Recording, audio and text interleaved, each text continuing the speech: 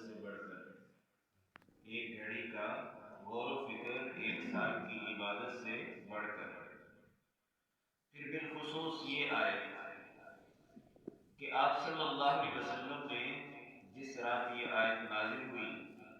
اگلی صبح کو صحابہ سے یہ ارشاد فرمایا کہ رات مجھ پر ایک ایسی آیت نازل ہوئی ہے کہ جو بہت بڑی ہے، اور جو شخص یہ آیت پڑھے اور اس میں غور و فکر نہ کرے تو اس کے لیے ہلاکت ہے۔ یہ آیت پڑھے اور اس میں غور و فکر نہ کرے تو اس کے لیے وعید ہے، ہلاکت ہے۔ تو اس لیے یہ آیت ایک اہم آیت ہے، جو کہ گزشتہ آیت میں آنے والے مضمون کی دلیل بھی ہے کہ گزشتہ آیت میں اللہ کی توحید کا بیان ہے، وَإِلَٰهُكُمْ إِلَٰهٌ وَاحِدٌ لَا إِلَٰهَ إِلَّا هُوَ الرَّحْمَٰنُ الرَّحِيمُ، کہ اللہ کے سوا کوئی عبادت کے لائق نہیں، وہ یکتا معبود ہے۔ اس کی دلیل کیا ہے؟ دلیل یہ ہے کہ پوری کائنات میں اس کے نظاموں میں غور و فکر کر کے دیکھ لو، تمہیں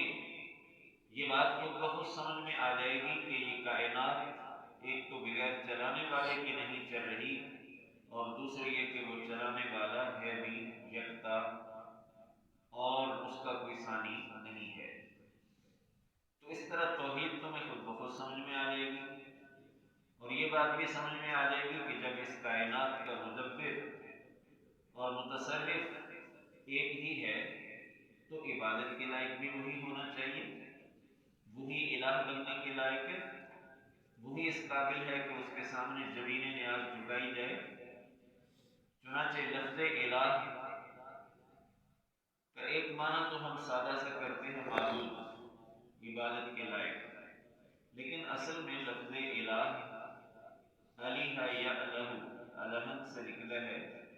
جس کا اصل معنی ہے کہ کسی سے انتہائی محبت اور اس پر فریفتہ ہو جانا۔ چنانچہ الہ بمعنی معلوہ، اور معلوہ کا معنی کہ ایسا محبوب کہ جس پر اتنا فریفتہ ہوا جائے کہ بس سب کچھ اس پر لٹا دیا جائے۔ تو لا الہ الا اللہ، اللہ کے سوا کوئی الہ نہیں کا، یہ تو سادہ ترجمہ ہم کر دیتے ہیں کہ اللہ کے سوا کوئی عبادت کے لائق اور معبود نہیں، لیکن حقیقت میں یہ کہ اللہ کے سوا کوئی بھی ٹوٹ کر چاہنے کے لائق نہیں۔ ایسی ذات جس کو ٹوٹ کر چاہا جائے اور پھر سب کچھ اس پر نچھاور کر دیا جائے اور اس پر مر مٹا جائے، وہ ذات اللہ ہی کی ہو سکتی ہے۔ چنانچہ یہ وہ مضمون ہے کہ جو کائنات میں غور و فکر سے آسانی سے سمجھ میں آ جاتا ہے۔ اس آیت میں آنے والے کچھ فکر کے زاویوں پر گفتگو آ چکی کہ آسمانوں اور زمین کی تخلیق میں غور و فکر کا کیا سامان موجود ہے، جس کو قرآن حکیم نے دوسرے مقامات پر کہیں یوں ارشاد فرمایا کہ الم نجعل الارض مہادا، کیا ہم نے زمین کو بچھونا نہیں بنا دیا، اور اسی طرح والسماء بناء، ہم نے آسمان کو عمارت اور چھت نہیں بنا دیا۔ کہیں یہ ارشاد فرمایا کہ والارض طحاہا، کہ ہم نے زمین کو بچھایا ہے، اور کہیں یہ فرمایا کہ والارض فرشناہا فنعم الماہدون، کہ ہم نے زمین کا فرش بچھایا ہے، ہم کیا ہی اچھے بچھانے والے ہیں۔ آسمان کے بارے میں والسماء بنیناہا بأید وإنا لموسعون، کہ آسمان کو ہم نے ہی بنایا ہے اور ہم اس کو وسعت بھی دے رہے ہیں، وسعت دینے والے ہیں۔ کہیں کوئی تعبیر، کہیں کوئی تعبیر، اور مختلف تعبیرات کے ذریعے اس کائنات میں پنہاں جو اللہ کی قدرت کی کار فرمائیاں ہیں ان کو ذکر کیا جا رہا ہے۔ پھر یہ کہ یہ آسمان شروع ہی سے ایسے نہیں بن گیا، بلکہ یہ ایک دھوئیں کی شکل میں تھا، اور اللہ تبارک و تعالیٰ نے اس دھوئیں کی شکل سے آسمانوں کی یہ شکل بنائی، اور ایک کی بجائے 7 تو یہ ساری باتیں ہمیں دعوت فکر دے رہی ہیں۔ اسی طرح واختلاف اللیل والنہار کے بارے میں کل عرض کیا گیا کہ ایک معنی رات دن کا یکی بعد دیگر آنا، جیسے کہ آپس میں آنکھ مچولی کھیل رہے ہوں۔ دوسرا معنی رات اور دن کا مختلف ہونا، یعنی سائز کے لحاظ سے کہ کبھی دن بڑا ہے رات چھوٹی ہے، کبھی رات بڑی ہے دن چھوٹا ہے، موسموں کے فرق سے بھی اور علاقوں کے فرق سے۔ پھر یہ کہ لیل و نہار کی یہ گردش، اسی کے ساتھ موسموں کی وابستگی، کبھی سردی کبھی گرمی، کبھی بہار ہے کبھی خزاں ہے کبھی برسات ہے، اور بہت کچھ اس میں شامل۔ اور پھر رات اور دن کے اختلاف سے ہم رات اور دن کے مقاصد کا اختلاف بھی لے سکتے ہیں کہ دن کو رکھنے کا مقصد کہ اللہ تبارک و تعالیٰ نے دن کو معاش کا وقت بنایا ہے، اور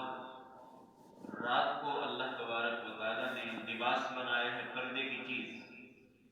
اور سبات بنایا ہے کہ رات میں جو بھاگ دوڑ کی مصروفیات ہیں وہ منقطع ہو جاتی ہیں، اور خود بخود ساری مخلوقات آرام اور نیند کی طرف متوجہ ہو جاتی ہیں۔ تو یہ اللہ کی طرف سے ایک تقسیم ہے رات اور دن کے مقاصد کی، اور یہی فطری ترتیب ہے۔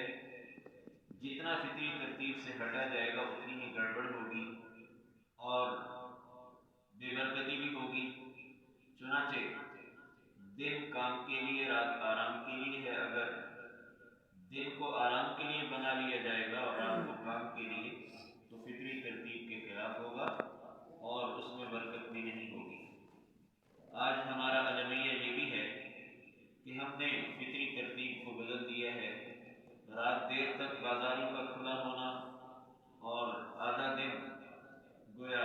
ایسے ہی ضائع چلے جانا، بازاروں کا دیر سے کھلنا، تو یہ فطری ترتیب کے بالکل خلاف ہے۔ جبکہ رسول اللہ صلی اللہ علیہ وسلم کا ارشاد گرامی، آپ نے دعا فرمائی ہے اللہم بارک لی امتی فی بکورہا، کہ اے اللہ میری امت کو برکت عطا فرما اس کے صبح سویرے کے وقت میں۔ اب جس وقت کے لیے آپ صلی اللہ علیہ وسلم نے برکت کی دعا کی ہے وہ تو ہم سو کر گزار دیتے ہیں، اور ہماری مارکیٹیں نہیں کھلتی، کاروبار نہیں ہوتا، تو برکت کیسے آئے گی؟ تو اختلاف اللیل والنہار